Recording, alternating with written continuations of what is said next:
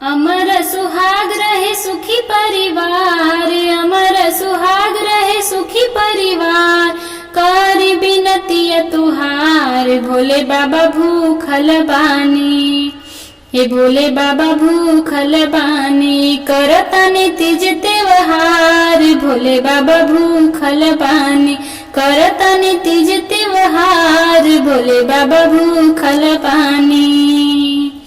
हंसत खेलत रही बलम जी सिर के ताज राखबी है, तरही सातो जन्मवा साथे सिंदूर के लाज राखबी है। हंसत खेलत रही बलम जी सिर के ताज राखबी है, तरही सातो जन्मवा साथे सिंदूर के लाज राखबी है।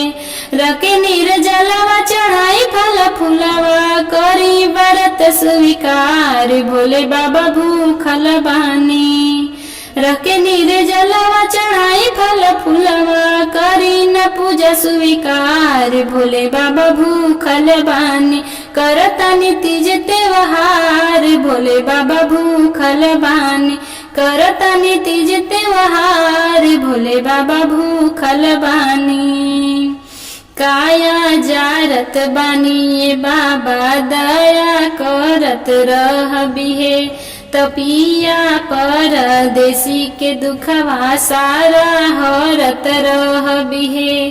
काया जारत बानी बाबा दया करत रहबी है, पिया परदेसी के दुखवा सारा हरत रहबी है। रही हम सुहागन हंसे मुरयांगन, कही हम बारंबार भोले बाबा भूखल बानी। रही सुहागन हंसे मुरयांगन, कही हम बारंबार भोले बाबा भूखल बानी।